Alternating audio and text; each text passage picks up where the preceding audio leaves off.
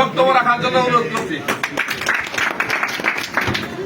বিসমিল্লাহির রহমানির রহিম। আসসালামু আলাইকুম, সবাই কেমন আছেন? নির্বাচনে কোনো বক্তৃতা দিব না, কারণ আপনারা আমাদের দলের মানুষ, আপনাদের কিছু জানার বিষয় আছে। আপনারা তারেক রহমানের যে আমাদের মিডিয়া সেল আছে সেগুলো দেখেন, দেখবেন ওইখানে কিন্তু অনেক কথা বলতেছে। সে ভোটের দিন কি করতে হবে, আমাদের ধানের শীষে নিয়ে কিন্তু অনেক ষড়যন্ত্রণা চলতেছে। ধানের শীষ, শাপলা কুলি, গমের কুলি একই রকম। আপনারা আমি এলাকা ভিত্তিক ভাবে যে উঠান পঠান করতেছে, এখানে নেতা কর্মী ভাইরা কিন্তু এটা মহিলাদের কাছে বলতেছে না, এই জিনিসটা একটু সেম প্রতীক একই। দাড়ি পাল্লা সবার উপরে, ধানের শীষ আর শাপলা কুলি প্রায় পাশাপাশি। এটা যদি সিল মাইরা যদি এমনি করে বাস করা হয়, ওই পাশে চলে যাবো। বাস করাটা এটা আপনাদের পরে দেখাই দিব। আপনারা যখন ওয়াক করবেন ভাইয়েরা এবং বোনেরা, আপনারা কিন্তু ধানের শীষ আর শাপলা কুলিটা বুঝাই দিবেন। যদি না বুঝাইতে পারেন, যখন আপনারা মহিলা নিয়ে যাবেন, পুরুষদের নিয়ে যাবেন, আপনারা তাদের বলবেন যে ধানের শীষ কত নম্বরে আছে। আর যদি সেটা না বলতে পারেন, ভূতে যায় সেজন্য বলে যে আমি ধানের শীষে সিল মারবো। ভূতে না দাঁড়িয়ে যদি আপনি যদি তারা যদি নিয়ে এসে সিল মারবার যান, তাহলে বলবো আমরা চুরি করছি, চুরে বুটে পারুম না। সেই জন্য আপনারা ভূতে দাঁড়াইয়া ওই মহিলাকে আর ভাইকে বলবেন যে তুমি ভূতে দাঁড়াইয়া আগে বলবা যে আমি ধানের শীষ চিন্তাছি না। তাহলে আপনারা তারা বলতে পারবেন যে এটা ধানের শীষ, এটা হলো সিল মারবে। সিল মারার পরে সে যদি বাস করতে না পারে, আপনি বাস ফিরে এটা ভালো মতন ফেলবেন। আর কেন্দ্রে কিন্তু ভোট দিয়ে এসে পাইলেন না, এবারও কিন্তু কারচুপি হবে কেন্দ্রে। আপনারা সেদিন যারা কোনো ঝামেলা নাই বাড়িতে, একদিন না খায় থাকেন, সমস্যা কি? আমরা 17 বছর এত আন্দোলন করছি, এত মানুষ, এত আমাদের ভাইয়েরা যে এইভাবে বসে আসছিল, বসে থাকতে পারছেন না? আপনারাই আশ্রয় দিচ্ছেন, ভাইয়েরাও দিছে, বোনেরাও দিছে। আপনারা যদি সেদিন একদিন না খেয়ে থাকেন, পানি খাইলেন, সমস্যা কি? কিন্তু কেন্দ্রটা রাখবেন একটা উৎসবমুখী। যতক্ষণ ভোট গণনা শেষ না হবো, ততক্ষণ আপনারা কেন্দ্রে থাকবেন। তারপরে বাড়িতে এসে যা খুশি করেন। এখন আপনারা বেড়ান, কেন্দ্রে কেন্দ্রে যে ভোট চান সবই করবেন, অসুখ হই এখন হই, কিন্তু 11 তারিখ, ফেব্রুয়ারি মাসে 11 তারিখে অসুস্থ পাওয়া যাবো না। 11 তারিখে আপনার মোটামুটি সব কাজ শেষ করে 12 তারিখে উঠে ফজর নামাজ পড়ে কেন্দ্রে এসে ভোট দিবেন। ভোট আপনি সবার আগে ভোট দিবেন। ভোট দিয়ে আশপাশ থেকে যারা দেখবেন যে নাই, আপনি নিজে যাবেন। যদি না পারেন, আমাদের নেতা কর্মী ভাইদের নিয়ে যাবেন। ওরা কিন্তু ফার্স্ট আমরা মনে করছিলাম জামাত ইসলামেরা আমাদের সাথে টক্কর দিবে না, কিন্তু বিএনপির নির্বাচন যত কাছে এসে পড়তেছে, ওরা অনেক শক্তিশালী হয়ে গেছে। ওরা এলাকা ভিত্তিক ভাবে যেভাবে পুরুষ, বয়স্ক মহিলা, চাচা চাচি যা আছে যেভাবে বের করছে।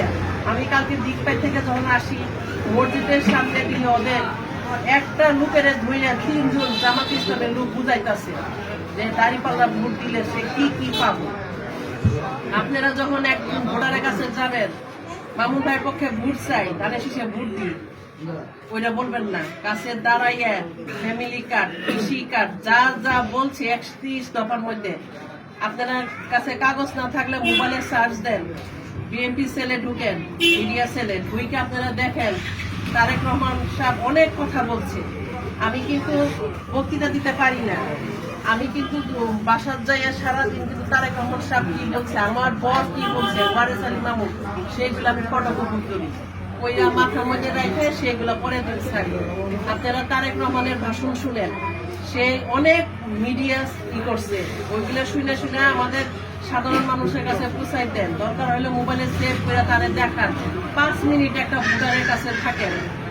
একটা ভোটারের ভোট আমাদের অনেক মূল্যবান। ভোট যদি নষ্ট হয়, সেটা আমাদের কাছে অনেক সর্বনাশের বিষয়। মামুন ভাইরে ভোট দিয়ে ভোটটা নষ্ট হইল, তাহলে কিন্তু সর্বনাশ হয়ে যাবো।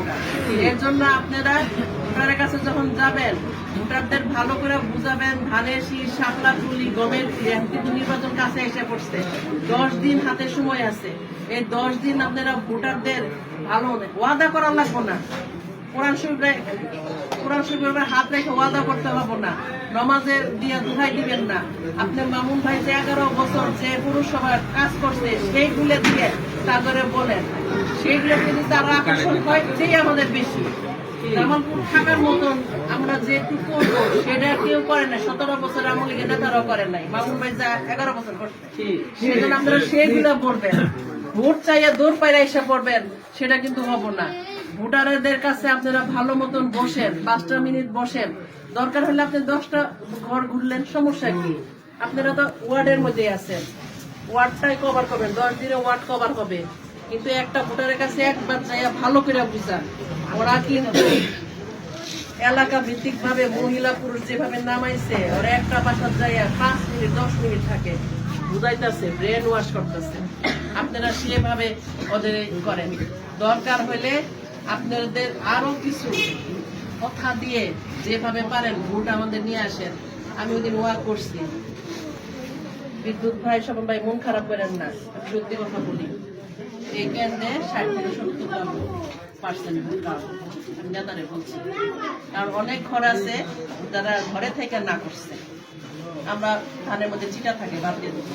কিন্তু যেগুলা মানুষ আমাদের ভোট দিবার চাইছে 70%, সে 70% ভোট যেন আমি পাই। কারণ তাদের ভোট যদি নষ্ট হয়ে যায় 70% জায়গায় আমি 50%ও পাবো না।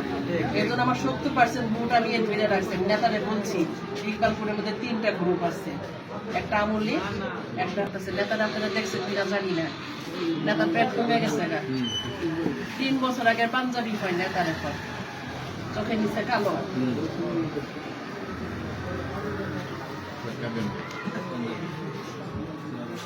আজকের নেতা আমার পাই নাই।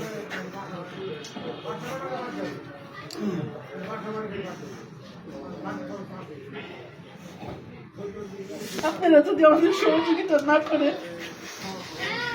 মামুনের কি হবে আমি জানি, কিন্তু মামুনের টার্গেট অন্যরকম। ওই টার্গেট যদি মামুন যদি এবার বুঝতে না পারে, জানি না মামুনের কি হবে। তার পায়ের সমস্যা, হাতের সমস্যা, এত সমস্যা নিয়ে সে ঘুমাইতে পারে নাই আজকে। আমি ওর মুখ দেখে আমার এত খারাপ লাগছে। আমি তার বউ হিসাবে কিছুই করতে পারতেছি না।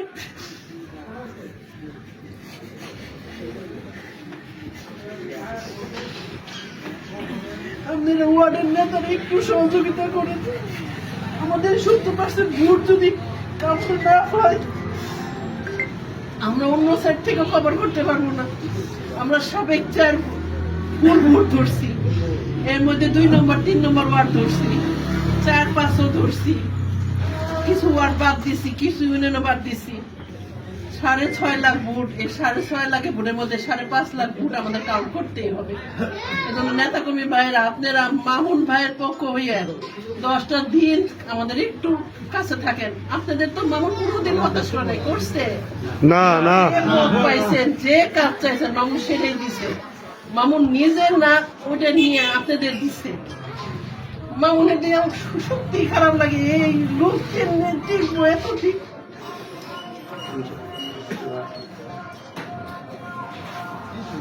আমি তো সুস্থ আছি, আমার প্রেশার নাই, ডায়াবেটিস নেই, আমার পায়ের অসুখ নেই, হাতের অসুখ নেই, আমার ঘুম 2-3 ঘন্টা করলেই হয়। কিন্তু এই লোকটা এত অসুখের মধ্যে কেমনে সে চলবো?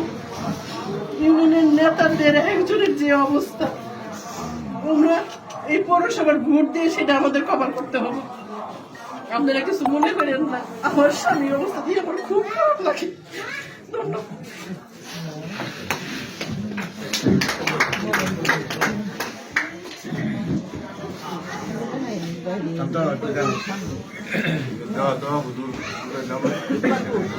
আজকের এই অনুষ্ঠানে আমাদের মাঝে তখন বক্তব্য রাখলেন আমাদের আজকের এই অনুষ্ঠানের প্রধান অতিথি, আমাদের নেতা অ্যাডভোকেট ওয়াসেল মামুন ভাইয়ের সহধর্মণী মাসুমা আহমেদ বিন্দু বাড়ি। আমরা